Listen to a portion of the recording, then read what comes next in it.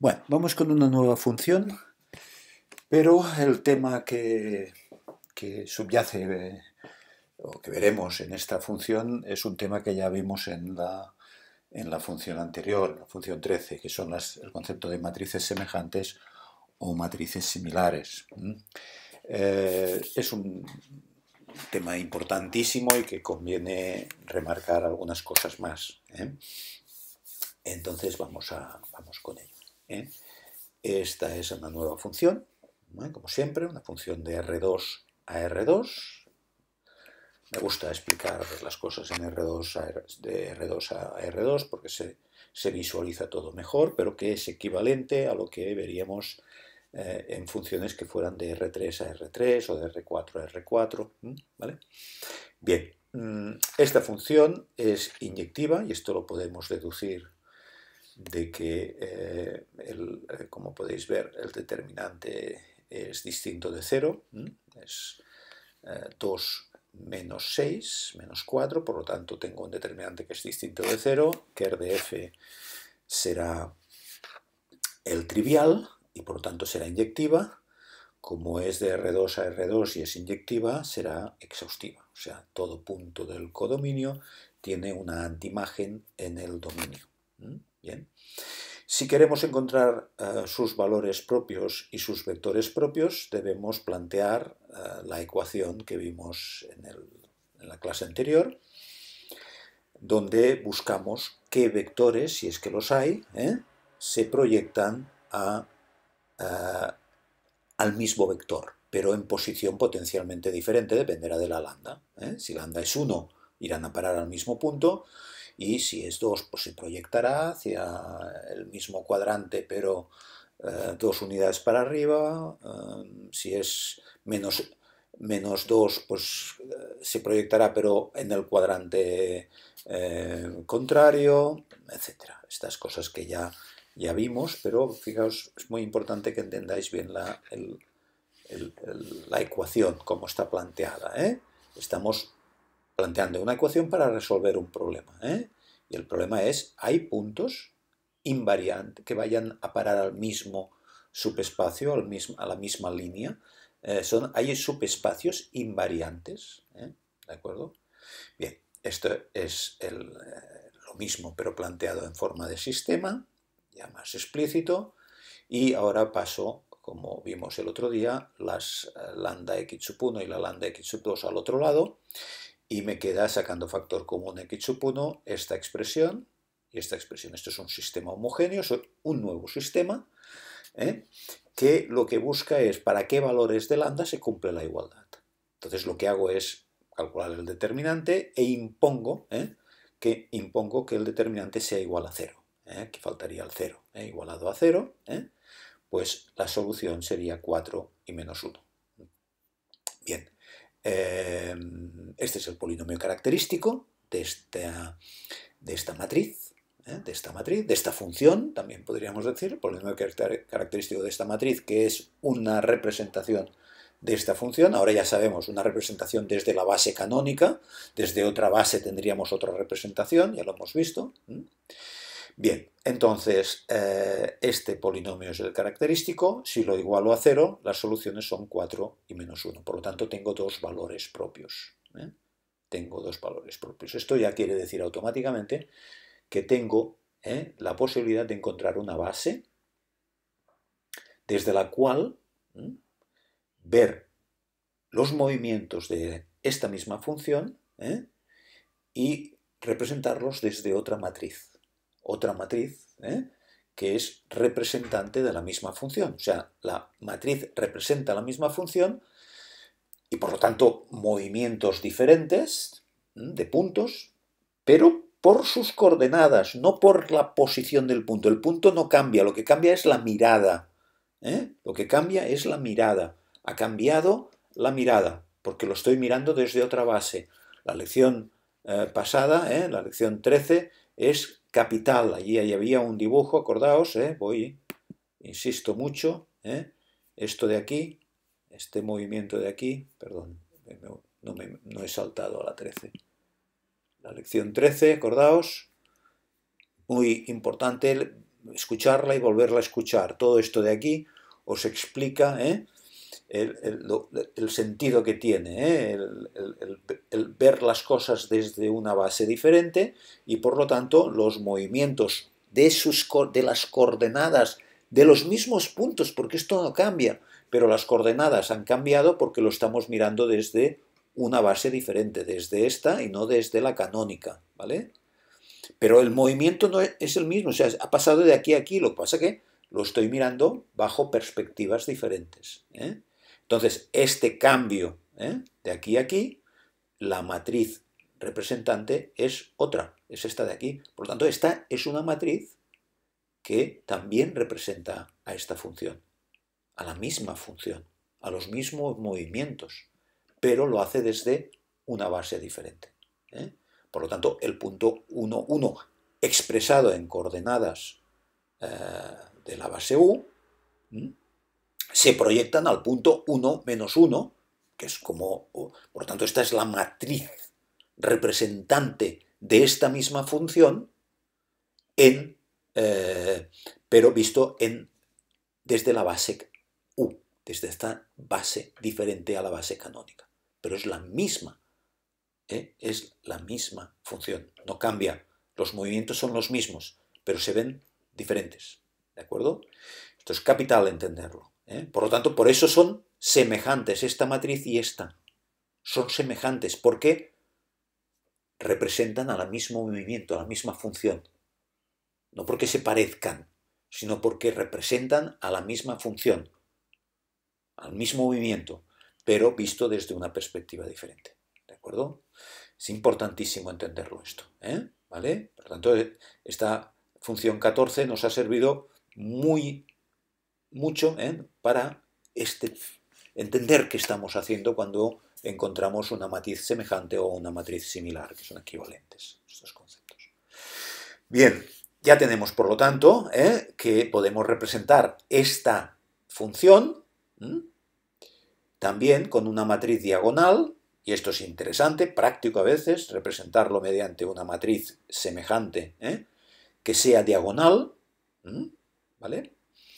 Y que será 4 y menos 1. Y ahora lo que vamos a encontrar es cuáles son los espacios invariantes cuando lambda es igual a 4 y cuando lambda es igual a menos 1.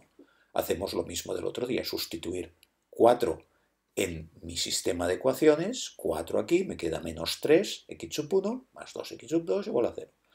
3x sub 1 y ahora 2 menos 4 menos 2x sub 2.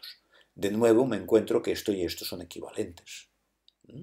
Porque si los sumo me da que 0 es igual a 0. O sea, me da una obviedad. Esto es exactamente lo mismo que esto. Si multiplico por menos 1 esta, tengo lo mismo. Por lo tanto, es información redundante. Puedo olvidarme de 1. ¿De acuerdo? Por lo tanto, tengo una solución que no es la trivial, sino que tengo una solución que solemos llamar compatible indeterminada. Porque hay muchas, hay infinitas soluciones. Indeterminada no sé si es una palabra muy acertada, porque lo que quiere decir, indeterminada quiere decir que hay muchas, que hay infinitas, que hay toda una línea en este caso. ¿De acuerdo? Que despejando x sub 2 me queda esta función. ¿Vale? ¿De acuerdo? En forma funcional, en el dominio, esta recta se va a proyectar a ella misma, pero se va a proyectar con un factor de, digamos, de proporcionalidad de 4. Cada punto irá 4 veces más adelante. Se proyectará 4 unidades para abajo o para arriba, dependiendo del cuadrante en el que estemos. Cojo un vector propio, aquí ahora lo cojo cómodamente, para que no haya decimales, pues cojo el 2, ¿vale? Me dará 6 partido por 2, 3. Por lo tanto, si x sub 1 es 2, x sub 2 es 3. Ya tengo un vector propio. Y tendré ya un punto de la nueva base desde la que veré las cosas, las mismas cosas que cambian de la misma... O sea, el mismo movimiento lo voy a ver de forma diferente porque lo voy a ver desde un ángulo diferente, desde una base diferente. Cuando lambda es menos 1, tengo que, entonces, sustituyendo aquí, lambda menos 1, tengo 1 menos menos 1, 2, 2x sub 2, 2x sub 1 más 2x sub 2 igual a 0, y el otro es 3x sub 1 y es menos 1, 2 menos menos 1, 3. 3x sub 2. Como veis, de aquí a aquí, esta información es la misma. Esto es redundante, esta la puedo eliminar.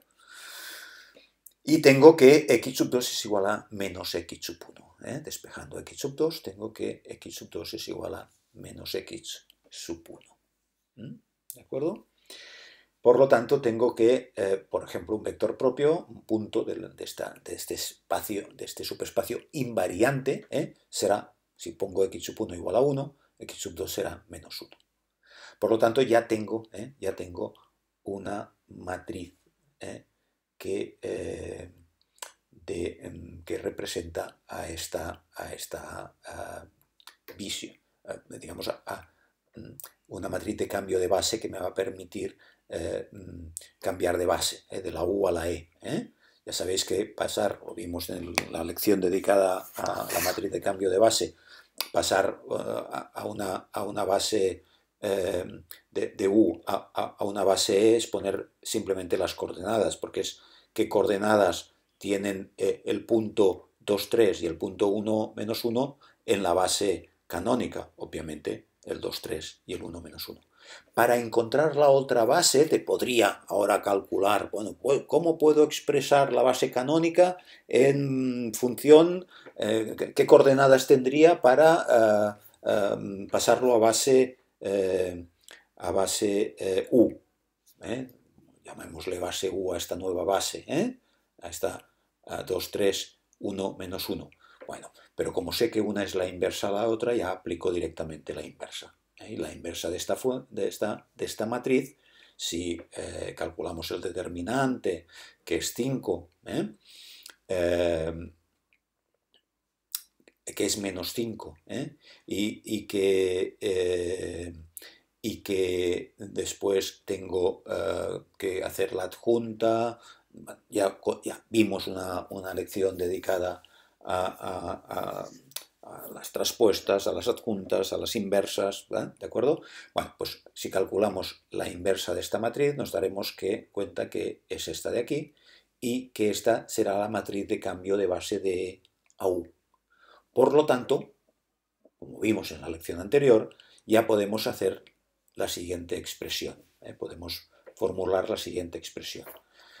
Nuestra matriz de la función en base E, f sub e, o sea, quiere decir la matriz de la representante de la función en la base canónica, en la base E, que es la matriz que hemos visto al principio, esta de aquí, que es la que siempre automáticamente construimos. Y esta es la matriz representante de la nueva base que hemos creado, que de alguna manera dicta cuáles son los movimientos de los puntos. Si yo tengo un punto expresado en la base U, pues si opero, si miro su imagen, busco su imagen, tengo que operar con esta matriz. Si tengo un punto expresado en base canónica, tengo que ver esta matriz y aplicarle al punto para ver dónde va a parar. ¿De acuerdo? ¿De acuerdo? Fijaos que siempre hacemos esto, ¿no? Cuando yo tengo la expresión de esta función con esta matriz, para ver dónde va a parar un punto del dominio, pongo aquí x sub 1 y x sub 2 y sé dónde va a parar, que es justo lo que me expresa la función en esta terminología. Es lo mismo.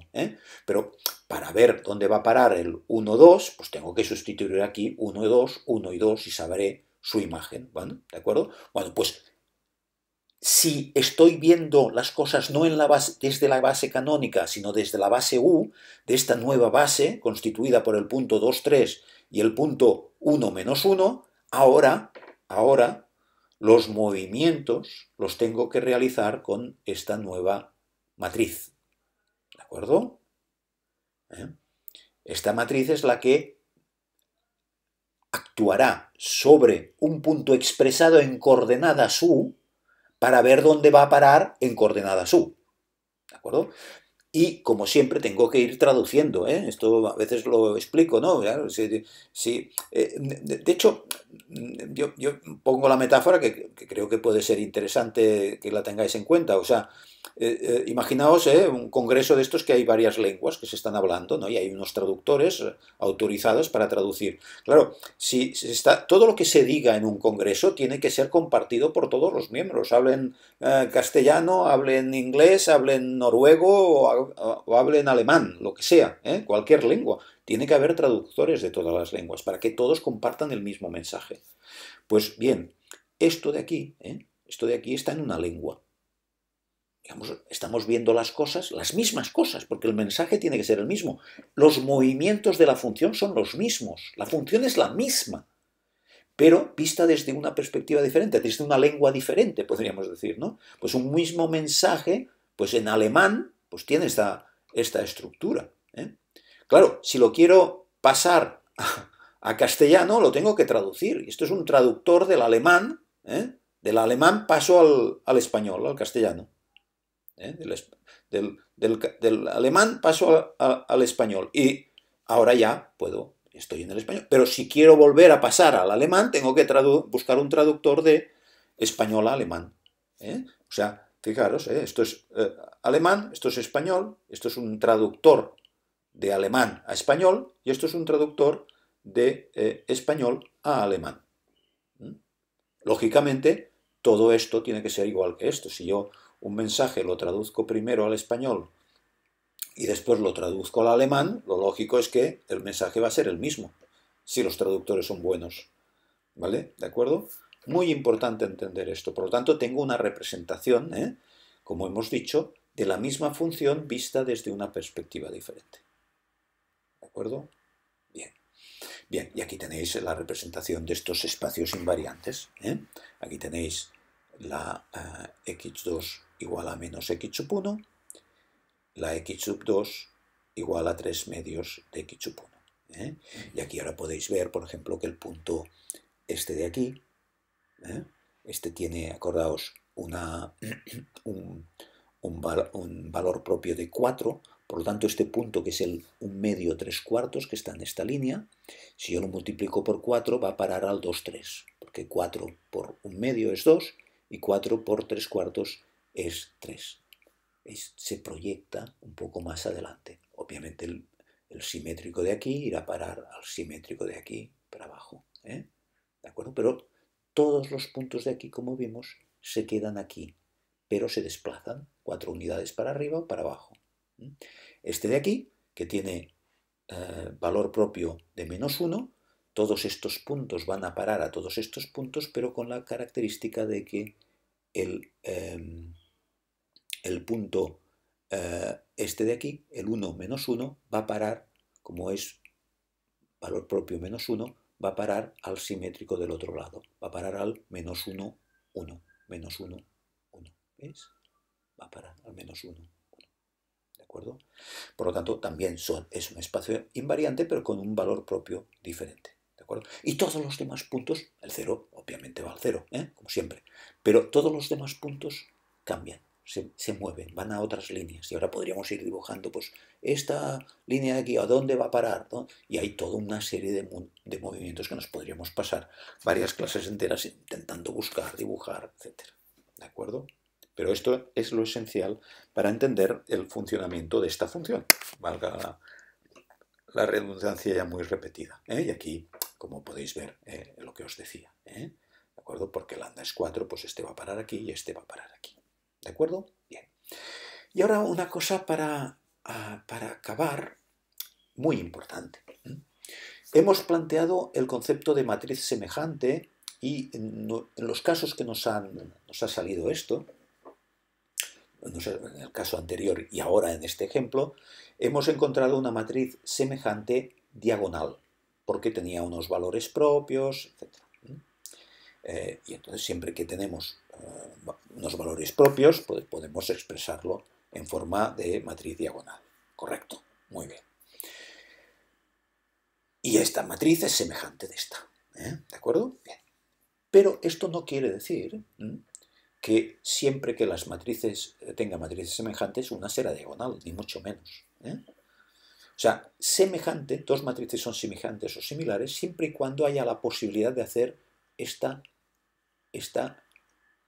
permuta de bases. Porque puede ser que desde otra base las cosas no se vean a través de una matriz diagonal, sino a través de una matriz que no es diagonal. O sea, matrices semejantes no siempre son una diagonal. Puede que no sea diagonal ninguna de las dos. ¿De acuerdo? Por lo tanto, matriz semejante es dos matrices que hay una operación, una matriz y su inversa, y por lo tanto aquellas matrices serán representantes, serán matrices de cambio de base. Habrá alguna base que represente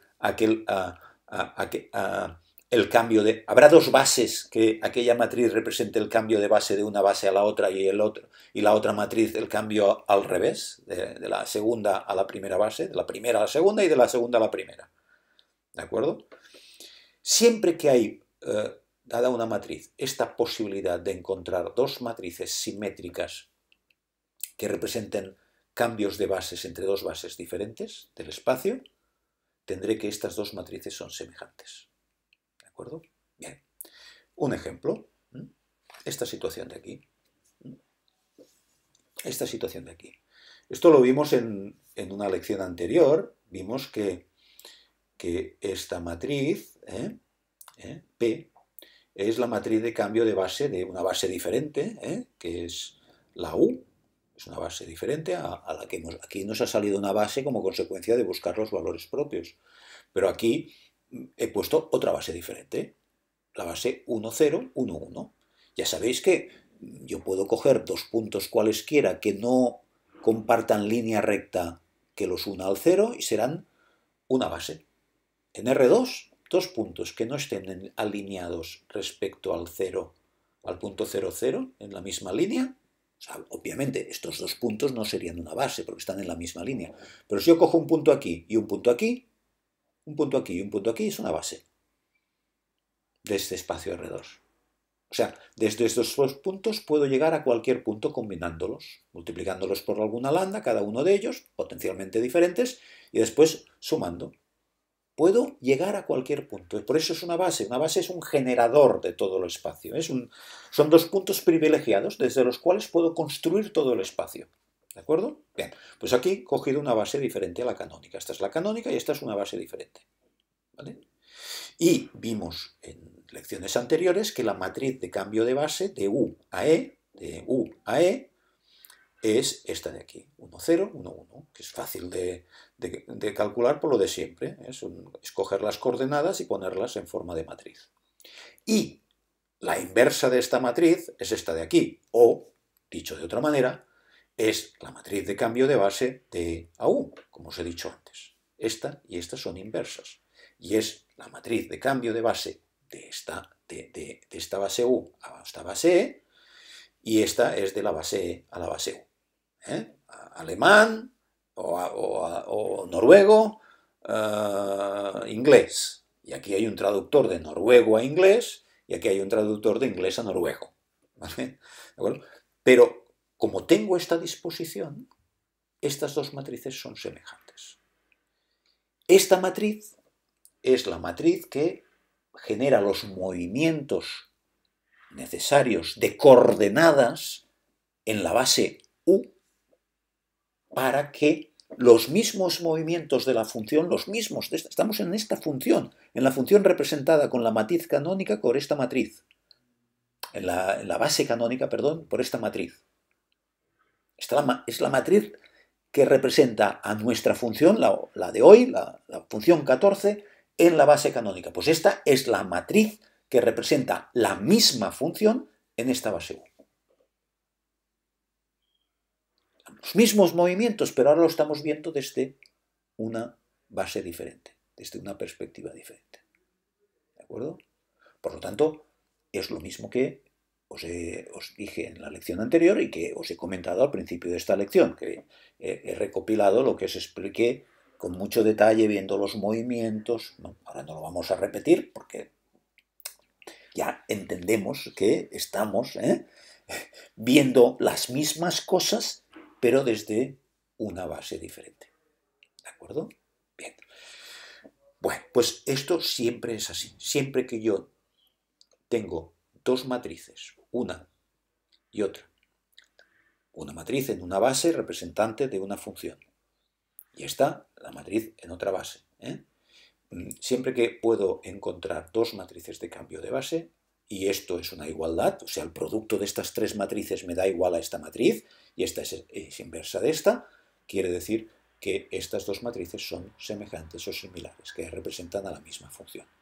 ¿Vale? Y ahora fijaros un detalle que es, bueno, interesante que lo veáis. Yo si tengo P por A y por P menos 1, la inversa de P, multiplicado por la matriz A, por la matriz P y por la B, esta es expresión de aquí, yo puedo multiplicar P a la izquierda, ¿veis? Aquí la P y la P a la izquierda, y no cambia nada. Obviamente, y aquí tengo matrices, pero yo puedo poner, aquí acordaos que el producto de matrices no es conmutativo, o sea, no es lo mismo A por B que B por A, obviamente, por lo tanto, no puedo poner, como si fueran números, sí que podría poner un número aquí y un número aquí a la derecha, no necesariamente a la izquierda, porque el producto sí que es conmutativo, pero en el producto de matrices, si pongo una P aquí, lo tengo que poner aquí a la izquierda, ¿de acuerdo? Bien. P por P menos 1, como son inversas, es la unidad, por definición. Por lo tanto, esto se me va, me queda vacío aquí, ¿de acuerdo?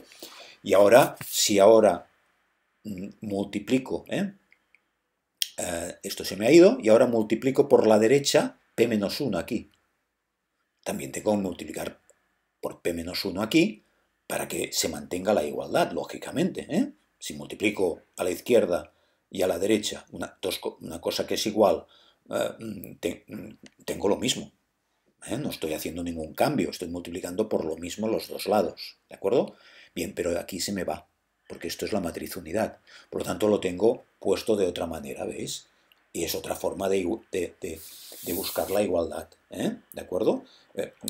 O sea, que de la misma manera que tengo esta matriz multiplicada por esta, igual a esta, yo podría decir que puedo poner esta matriz aquí y esta matriz aquí, y aquí me queda únicamente la A.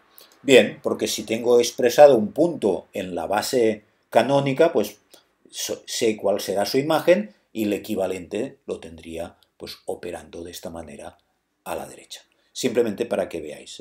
O sea que, dicho y acabo con esto, si yo tengo la expresión de una función en una base y en otra base, obviamente, lógicamente, primero tengo que, si lo tengo expresado, yo cojo un punto en la base U, aquí, si lo pongo aquí para ver equivalentemente si esto es realmente da lo mismo que esto, la misma matriz, obviamente primero este mensaje lo tengo que traducir al español, ¿no? Y después el resultado de operar, ¿no? De ver dónde va a parar el punto a través de esta matriz, lo tengo que traducir de nuevo al lenguaje original.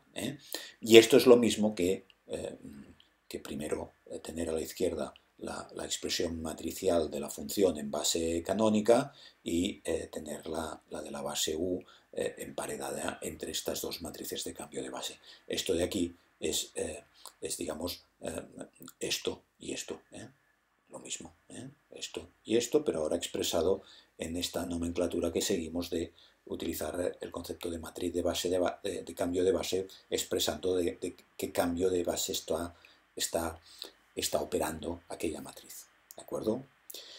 Bien, repito el concepto de valores propios, de vectores propios, de matrices semejantes, muy importante, capital en todo este ámbito de la matemática. Y muy importante entender que las matrices semejantes no tienen por qué siempre ser diagonales, ni mucho menos, ¿de acuerdo? Y el concepto de que dos matrices son semejantes siempre y cuando yo pueda encontrar dos matrices inversas una de la otra, emparedando a una de las matrices. Entonces, estas dos matrices, si se cumple esta igualdad, estas dos matrices son semejantes o similares, que quiere decir que en este caso o en este otro, que aquí no es diagonal, estas dos matrices son semejantes porque está una de ellas emparedada, o podríamos tener la otra, como os he dicho, aquí está emparedada la B y aquí está emparedada la A, pero lo importante es que son dos matrices inversas, que toda pareja de matrices inversas representa a algún cambio, a un cambio de base, de alguna base, en la que sea. Aquí hay una base U y aquí hay una base V. Y cualquier pareja de matrices simétricas representan dos bases y sus respectivos procedimientos de cambios de base de una base a la otra. ¿De acuerdo? Bien, pues con esto acabamos esta lección 14. Muchas gracias.